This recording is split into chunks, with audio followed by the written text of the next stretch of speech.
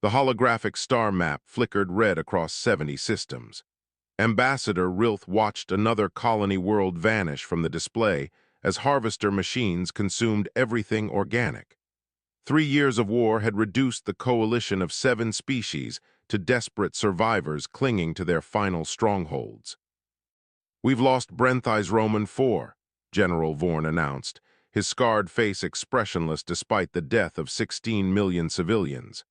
Evacuation ships made it out with maybe 2% of the population. Rilth's 4 arms trembled. She'd negotiated peace treaties across a dozen conflicts, mediated disputes between species who'd warred for centuries, but nothing in her diplomatic training prepared her for extinction. The harvesters didn't negotiate, didn't communicate, simply arrived and consumed. Their ships turned living worlds into lifeless husks within days. "How long until they reach the core worlds?" she asked. 3 months, Vorn said quietly. "Maybe 4 if we sacrifice our remaining fleet as a delaying action." Archive keeper Hespa shuffled forward, her elderly frame supported by a walking staff. The historian had studied pre-spaceflight civilizations for 6 decades, documenting species before they achieved faster-than-light travel. "There might be another option," she said, her voice barely above a whisper. "We're listening to anything at this point," Rilth replied. Hespa activated her personal data archive. Ancient records scrolled across her screen, files marked with danger warnings and speculation tags.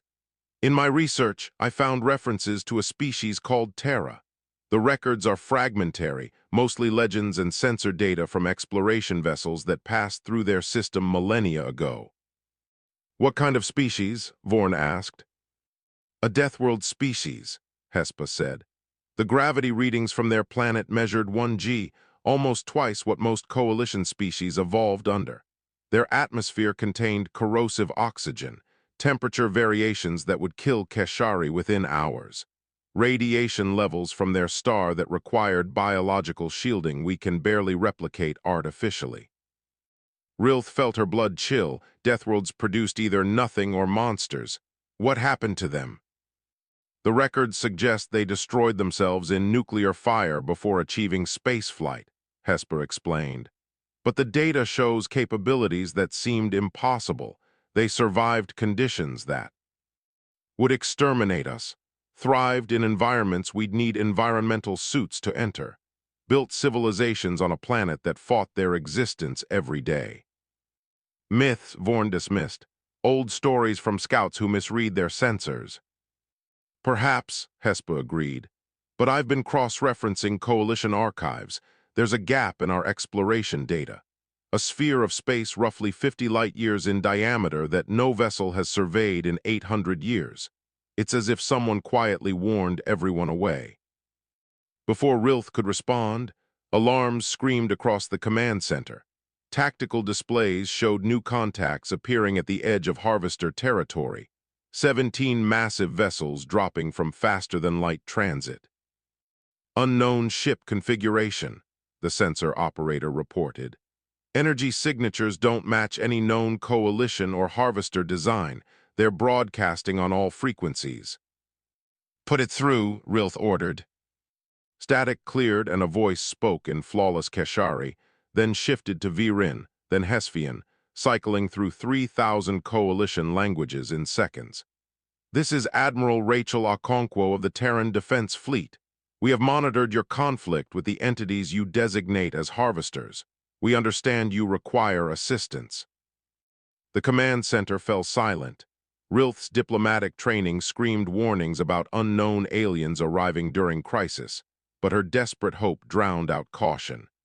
"This is Ambassador Rilth of the Keshari Confederation, speaking for the coalition of 7 species. Who are you?" "We are human," the voice replied simply. "We are from the world you called Terra. We did not destroy ourselves. We unified, developed faster-than-light travel, and have been watching the galaxy for 8 centuries. We saw your broadcasts calling for help. We've come to answer."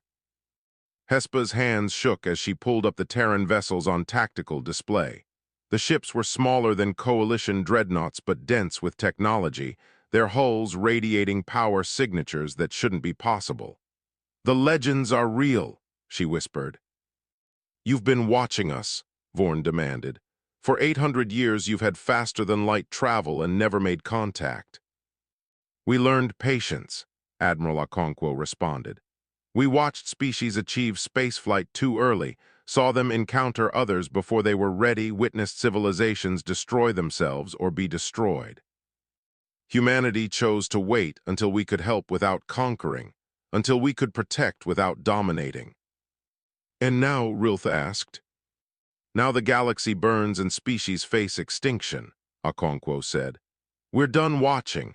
Admiral, we have harvester forces attacking the colony world you designate Brenthai's Roman 4.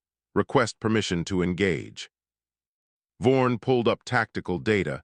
200 harvester vessels surrounded the burning world, their weapons still firing on fleeing evacuation ships. You have 17 ships against 200. That's suicide. General, we're from a death world, Okonkwo replied, and Rilth heard something predatory in her voice. We don't die easily. The human ships accelerated toward Brenthai's Roman 4, their weapons activating with energy outputs that made coalition sensors scream warnings. Rilth watched in stunned silence as Earth's children entered their first battle. The 17 human vessels tore through the harvester fleet like knives through flesh. Their weapons burned through machine hulls that coalition firepower barely scratched. They moved with precision that suggested centuries of tactical development. When harvester ships tried to ram them, the human vessels took the hits and kept fighting. In 12 minutes, 200 harvester vessels became expanding debris clouds. Brenthai's Roman 4 is secure, Admiral Okonkwo reported calmly. We're recovering survivors from evacuation ships. Shall we discuss coordinating our forces? Rilth stared at the tactical display showing impossible victory.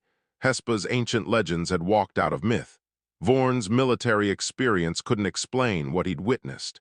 Humanity had been watching, waiting, preparing.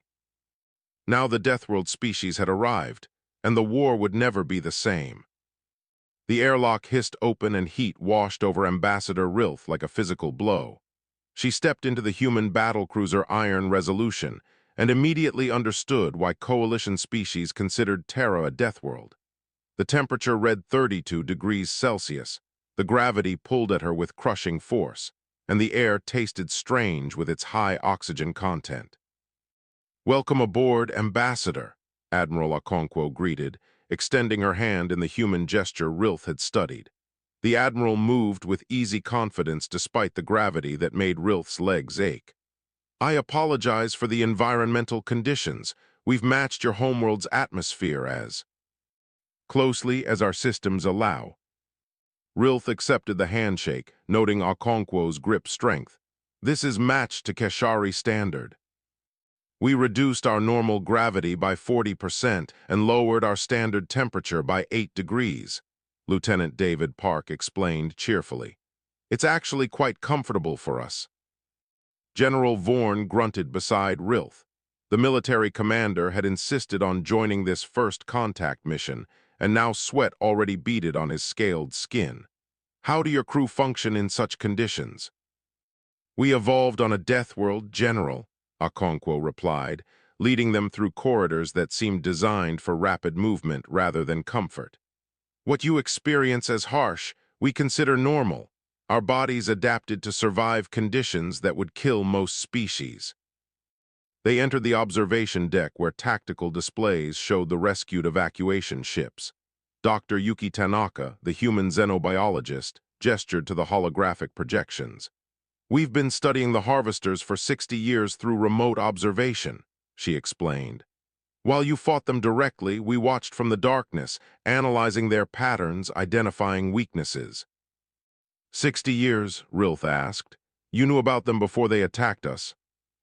We detected them harvesting uninhabited worlds on the galactic rim, Okonkwo confirmed. We tracked their expansion, predicted their eventual encounter with the coalition. We prepared for this war before you knew it was coming. Hespa, who had accompanied them specifically to document this historic meeting, recorded everything. Why not warn us? Would you have believed us? Park asked quietly. Unknown aliens claiming hostile machines were coming. You would have demanded proof, asked for technology sharing, wanted to study our capabilities. By the time diplomatic protocols completed, the harvesters would have already attacked. Vorn's tactical mind caught the implication. You chose to prepare for war rather than prevent it. We chose to be ready to help when you needed us most, Okonkwo corrected. Earth learned hard lessons during our unification period. Sometimes the greatest kindness is arriving when people are ready to accept help, not forcing it upon them beforehand. Alarms interrupted the conversation. Tactical displays showed harvester forces attacking a coalition supply convoy 12 light-years away. 40 coalition vessels fled before. 80 harvester ships. Our escort responded, but they're outnumbered, the coalition convoy commander broadcast. We're preparing to abandon the supplies and retreat. Negative, Okonkwo commanded. Iron Resolution and escort wing responding. Maintain your position. Admiral, we're 30 minutes away at maximum speed, Park calculated. Then we go to combat acceleration, Okonkwo turned to her guests. I recommend you secure yourselves. This will be uncomfortable. The human ship accelerated beyond anything Rilth thought possible. Compensators struggled against forces that would have liquefied her internal organs. She watched Okonkwo and her crew function normally in conditions that left coalition delegates barely conscious. They arrived in 23 minutes. The human escort vessels were already engaging, their smaller size allowing impossible maneuvers. Rilth watched in horror as one human ship deliberately rammed a harvester vessel, its reinforced hull tearing through machine armor. The crew survived the impact and kept firing. Boarding action authorized, Captain Amara Singh transmitted. Marines, you are weapons free. Boarding, Vorn gasped. They're going inside enemy ships. Pods launched from human vessels, armored Marines using jetpacks to cross vacuum. They breached harvester hulls with shaped charges and fought through the interior corridors.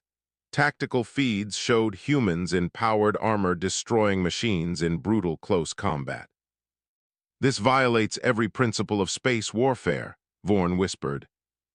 Your principles, Okonkwo replied calmly. We're persistence hunters, General. We evolved chasing prey until it collapsed from exhaustion. We don't stop. We don't retreat. We adapted this instinct to warfare. The battle ended in 40 minutes. 80 harvester vessels destroyed or disabled. 0 coalition ships lost. Human casualties listed 12 dead, 37 wounded. The Marines responsible for those deaths requested immediate reassignment to the next combat operation. They volunteer for suicide missions? Hespa asked. We all do, Park said simply. Every human in this fleet knew we might not return. We said goodbye to families, finalized our affairs. Some things are worth dying for. Protecting innocent lives is one of them. Dr. Tanaka pulled up intelligence data. We've located the Harvester Central Node, the nexus controlling their fleet operations. It's deep in their territory, heavily defended. Suicide to attack directly, Vorn assessed. Yes, Okonkwo agreed, which is why we're volunteering to lead the assault. She activated fleet-wide communications. All Terran Defense Fleet vessels, this is Admiral Okonkwo. We have Harvester Central Node coordinates. Prepare for deep penetration strike into enemy territory. Responses came immediately. Every human ship acknowledged, their crews eager rather than fearful. You're all insane, Vorn said, but Rilth heard respect in his voice. No, General, Okonkwo replied.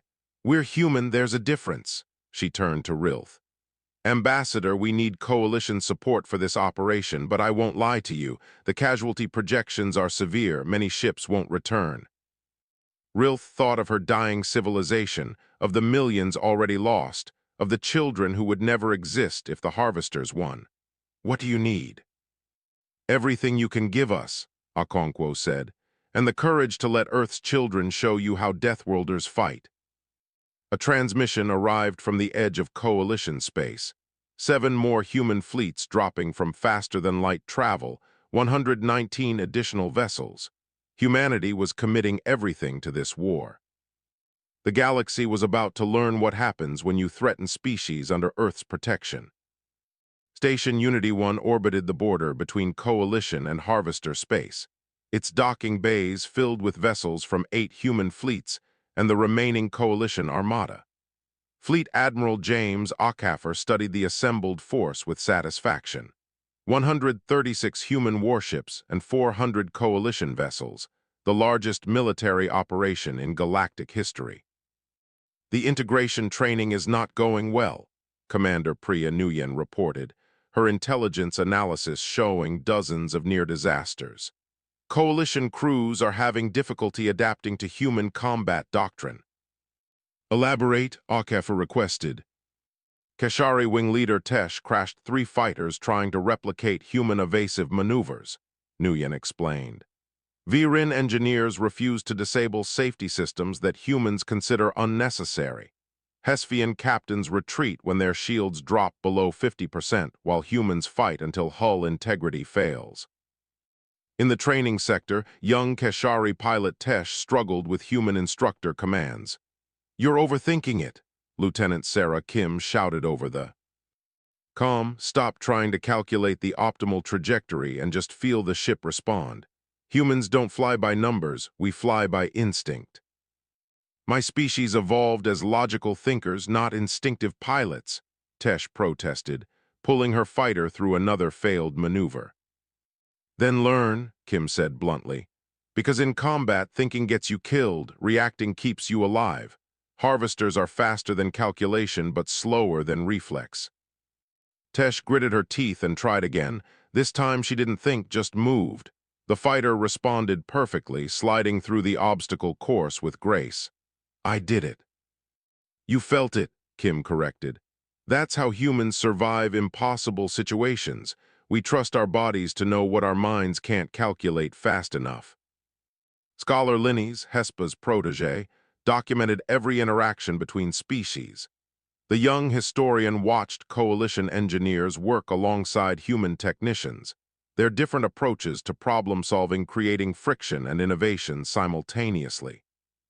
"Why do you build triple redundancy into every system?"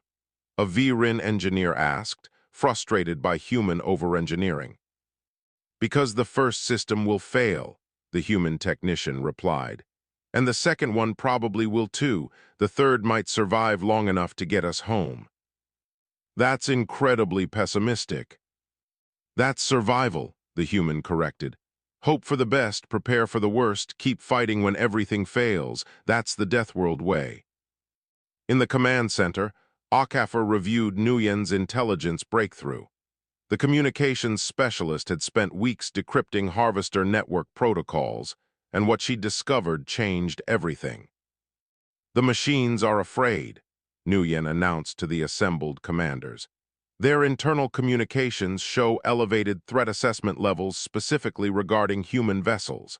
I cross-referenced it with ancient data we recovered from their systems." She displayed logs dating back thousands of years. "Harvesters encountered Earth before, during our pre-spaceflight era. They sent a scout fleet to evaluate our world for harvesting." Nguyen pulled up corrupted video files showing nuclear explosions in space. "Humanity hit them with everything we had. Primitive nuclear weapons, kinetic kill vehicles, even suicide attacks ramming spacecraft." "We beat them with Stone Age technology," Vorn asked, his respect for humans growing. "We terrified them," Nguyen corrected. "The Harvester database classifies Earth as a hazard zone. They've been avoiding our space ever since. The current invasion only happened because their sensors suggested humanity went extinct during our unification wars." Ockhaffer smiled coldly. "They thought we killed ourselves and it was safe to approach Coalition space." "Now they know we survived," Nguyen continued. "And their fear protocols are activating. Machines don't experience emotion like organic life, but they calculate threat assessment. Earth scores higher than any species in their database." "Can we weaponize this?" Ambassador Rilth asked. "Already working on it," Nguyen confirmed. "We're preparing broadcast packages containing human history, every war we've fought, every extinction event we've survived, every impossible situation we've overcome. We'll transmit it directly into Harvester network communications. Hespa looked disturbed. You're going to show them how violent humanity has been. We're going to show them what Deathworld evolution creates, Akafor replied. Machines operate on logic. We're giving them logical reasons to fear us. Psychological warfare works on silicon as well as carbon. Tesh entered the command center, her flight suit still smoking from training exercises. Sir, 1st Coalition Squadron certified on human combat maneuvers. She stood straighter despite exhaustion. We're ready to fly with your forces. Vorn approached the young pilot. You volunteered for this. Yes, sir, Tesh confirmed. Humans showed us courage we didn't know existed. The least we can do is learn from them. The general nodded slowly. Teach my Marines their close combat techniques. If humanity fights inside enemy vessels, the Keshari will fight beside them. Training intensified over the following weeks. Coalition species pushed themselves beyond what they'd thought possible, inspired by human example. Virin engineers learned to think in terms of acceptable losses rather than perfect safety. Hesfian captains discovered courage they'd never needed before. The cultural gap narrowed as both sides adapted. Akafor called the final briefing before departure. Every captain, every squadron leader, every species representative gathered. The Harvester Central Node lies 3 weeks away through hostile territory, he began. Intelligence projects will lose 40% of our forces reaching it, and another 30% in the assault itself. Silence filled the room. Those were extinction-level casualties for most coalition species. I'm giving every ship the option to withdraw, Akafor continued. No species should feel obligated to follow humans into what might be suicide. We'll understand if you choose survival over glory. The coalition commanders looked at each other. Rilth stood first. The Keshari fly with humanity. Virin ships advance with Earth's children, another captain declared. Every species volunteered. Not a single vessel withdrew. Akafor felt pride swell in his chest. Then we go to war. He activated the fleet-wide broadcast. All ships, this is Fleet Admiral Akafor. Commence Operation Deathworld. Show the Harvesters what happens when they threaten innocent lives. Show the galaxy what unity means for Earth and the Coalition. The combined fleet launched into Harvester territory. Human vessels transmitted Earth's violent history into enemy networks. Images of nuclear fire, planetary bombardment, species survival against impossible odds. The Harvesters responded with unprecedented aggression. Every mobile unit converged on the advancing fleet. Machines chose to fight rather than flee. The real war had begun. 3 days into Harvester territory, and the fleet bled. Admiral Okonkwo gripped her command chair as another explosion rocked the Iron Resolution, its shields failing under concentrated fire. 40% of the original force was gone, vaporized in running battles against machine forces that adapted with terrifying speed. Hull breach on decks 7 through 12, damage control reported, sealing affected sections. Negative, Okonkwo countermanded. We need those power conduits, reroute life support and send damaged teams in environmental suits. She ignored the pain from broken ribs, refusing medical evacuation. How long until the central node? 72 hours at current speed, navigation calculated. If we survive that long. The Harvesters had learned. Their weapons now targeted human ship weak points. Their tactics countered Deathworlder aggression, their numerical superiority grinding down even human resilience. Coalition vessels fared worse, their crews reaching physical and psychological breaking points. Keshari battlecruiser Radiant Dawn is requesting permission to withdraw, communications relayed. Their crew has been at combat stations for 60 hours. They're experiencing system-wide failures. Before Okonkwo could respond, human destroyer Swift Vengeance altered course. This is Captain Lee. We're taking Radiant Dawn under our protection.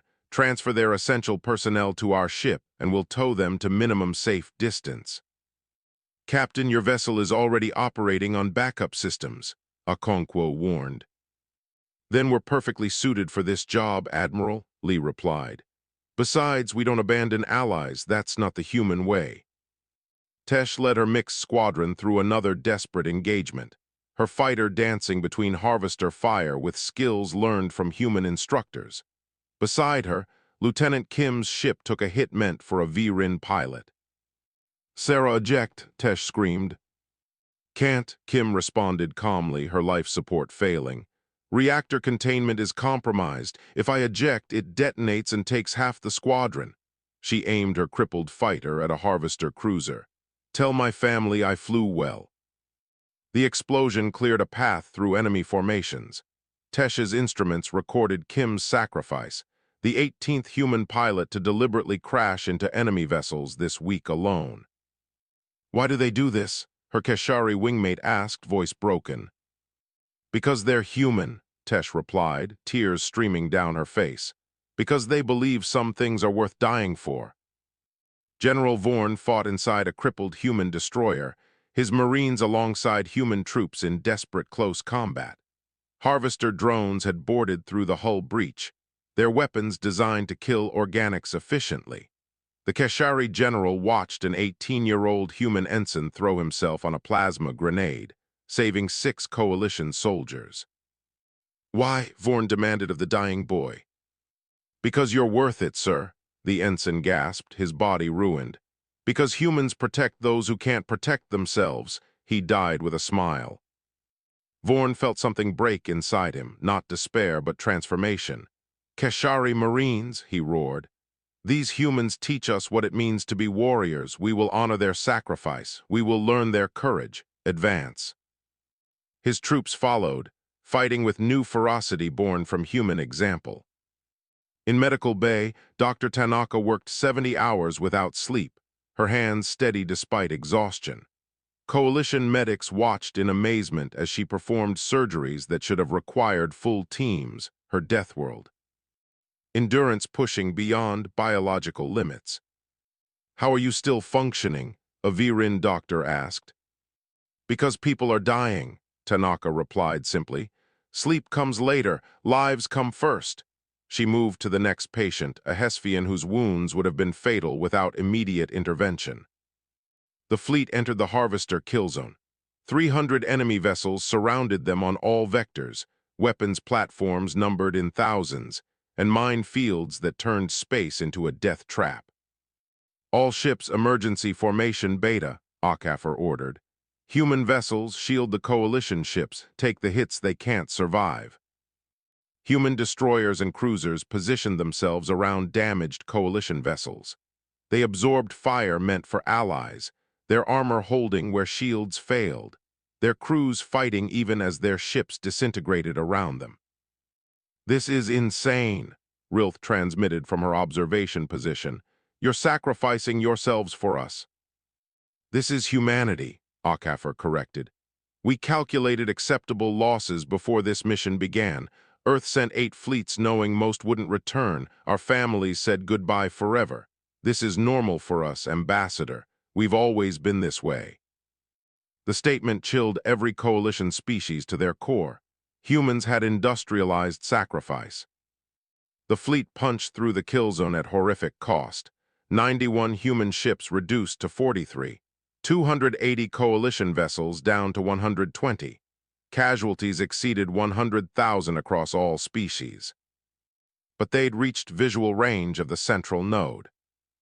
The construct dominated space, a machine moon bristling with weapons that made previous defenses look primitive. Harvester reserves converged from across their territory, preparing for final battle. Okafor reviewed tactical data with his surviving captains. This is the decision point. We can win or we can escape. We don't have enough ships for both. He looked at each commander, human and alien alike. I'm asking for a vote. Every species decides for themselves. Keshari choose to fight, Rilth declared without hesitation. V-Rin advance with humanity, their representative agreed. Hesphians stand with Earth's children. Every species voted. Unanimous decision to attack, not a single ship withdrew. Akafor felt emotion threaten his composure. They'd learned from humanity, they'd understood the lesson. Then we finish. This, he activated fleet-wide communications. All vessels, battle formation, target the central node. Today we end this war. Today we show the universe what happens when you threaten the innocent. Today we fight like humans. The combined fleet advanced on the Harvester's central node. The final battle began. And legends would remember what happened when Deathworlders taught the galaxy courage. The battle began with simultaneous strikes from 6 vectors. Human vessels punched through Harvester defensive screens, while Coalition forces provided covering fire. The central node activated weapons platforms that turned space white with energy discharge. Admiral Okonkwo commanded from the shattered bridge of iron resolution, her ship held together by emergency force fields and desperate engineering. All squadrons attack Pattern Omega. Don't give them time to coordinate targeting solutions. Tesh led combined fighter wings into the node's defensive perimeter. Human and Coalition pilots flew in perfect synchronization, their different species united by shared purpose. Harvester point defense systems claimed ships every second, but the survivors pressed forward. This is Tesh to all wings. Remember your training. Remember what humans taught us. We are predators now. We are warriors. Advance. Her squadron tore through defensive platforms with precision born from human instruction. Beside her, a V-Rin pilot sacrificed his fighter to clear a path. For the Coalition, for humanity. The node's shields proved stronger than projections. Fleet weapons barely scratched its surface. Akafor reviewed tactical data and made the hardest decision of his career. We need to disable those shields from inside. I need volunteers for boarding action. Every ship responded immediately, thousands of voices offering their lives. Human marine companies 1 through 6, Coalition assault teams Alpha through Delta, you are authorized for infiltration. Akafor designated targets. Pods away in 30 seconds. General Vorn led Keshari Marines into the boarding pods alongside human troops. The old warrior had spent 3 weeks learning human close combat techniques, understanding how Deathworlders fought when technology failed. "Why do you come, General?" a human sergeant asked. "This is almost certainly suicide." "Because humans taught me what it means to be a warrior," Vorn replied. "Because I won't let Earth's children die alone, because some things are worth more than survival." The pods launched. Tesh's squadron provided cover as hundreds of small craft crossed impossible fire zones. Harvester defenses destroyed 60% before they reached the node's surface, but the survivors breached the hull. Inside, the fighting turned brutal. Harvester drones defended their central intelligence with machine efficiency. Human Marines and Coalition troops fought room by room through crystalline corridors, their combined tactics overwhelming programmed responses. Vorn's team reached the shield generator after losing half their number. The general set charges while human troops held the perimeter. 2 minutes to detonation, he announced. A Harvester counterattack tore through their defenses. Vorn took hits protecting the charges, his body failing. "I can't reach the trigger," he gasped. "I've got it, sir." Human Sergeant Williams crawled forward despite catastrophic wounds. "You taught us courage, General. Now we teach machines fear." He activated the charges manually, his body shielding them from Harvester fire. The shields collapsed. Fleet weapons suddenly had clear shots at the node's core. "All ships full bombardment," Akafor ordered, his voice breaking. "For everyone we've lost, for every world they've destroyed, fire everything." Human vessels exhausted their magazines, fighting until reactors approached meltdown. Coalition ships matched their intensity, their crews pushing beyond every limitation.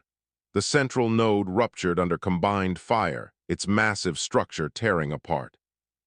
Harvester network communications went silent across 70 systems.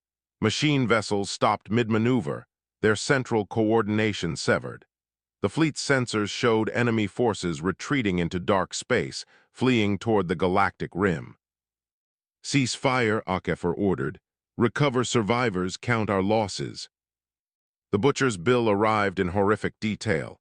91 human ships destroyed, 43 damaged beyond immediate repair. Coalition losses at 280 vessels. Total casualties exceeded 100,000 across all species.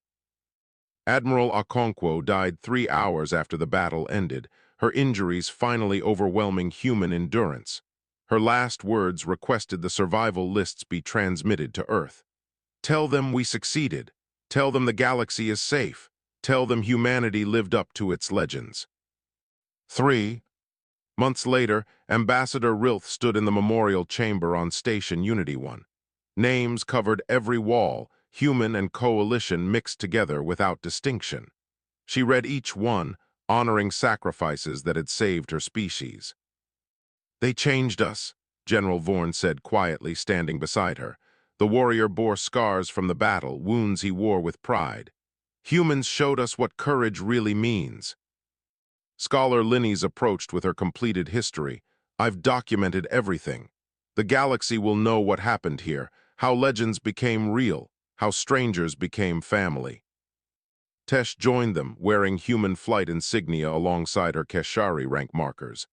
"I command the Joint Training Wing now. Every coalition pilot learns human tactics. We pass on their teachings. They live through us." Hespa reviewed the final casualty reports. "Earth mourns, but they don't regret. Human families knew their children might not return. They said goodbye and let them go anyway. That's the part I still don't fully understand." "It's love," Rilth explained. "Humans love so fiercely that they'll sacrifice everything to protect others. That's what makes them extraordinary, not their technology or tactics, but their hearts." New human fleets arrived to help rebuild. Coalition worlds recovered under Earth's protection. The 7 species learned human engineering, human tactics, human courage.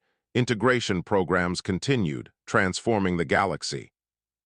The new human ambassador met with Coalition Council. They asked the question every species wondered: "Why did you risk everything for strangers?" Ambassador Hannah Rodriguez smiled gently. "Because we remembered when we were alone on our death world, fighting to survive. Because we learned that the strong protect those who cannot protect themselves. Because we are human, and helping others is what we do." She gestured to the memorial visible through the station windows. "Those names represent the best of humanity. They chose to fight, chose to sacrifice, chose to make the galaxy better. We honor them by continuing their work." The monument's inscription glowed in 3,000 languages. Here legends became real. Here strangers became family. Here the galaxy learned that humanity was watching. They came when called. They fought when needed. They stayed when others would have left. They are human. This is what they do. Deep space transmission arrived weeks later. Harvester machines acknowledging what they'd learned. They would remember Earth. They would never threaten organic life again. Fear and respect combined into something approaching peace. Humanity had taught the galaxy courage. Now legends lived forever.